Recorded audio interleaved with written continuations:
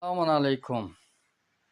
دهره و تبر در اندازه های مختلف فوق‌العاده از فولاد سخت ساخته شده و تضمینی هستند. سلام علیکم. این هم تعمیر چکش سنج مالون از آن دوست عزیزمون آقای شیرزاد. متشکرم. سلام دوستان.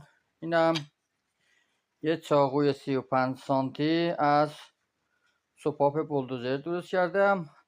میشه برای هر کاری استفاده کرد، یعنی هم بیرون بر هم تو سلاخی و کارهای دیگه. متشکرم ازتون. سلام دوستان.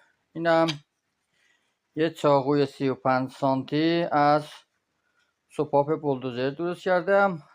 میشه برای هر کاری استفاده کرد، یعنی هم بیرون بر هم تو سلاخی و کارهای دیگه. متشکرم ازتون.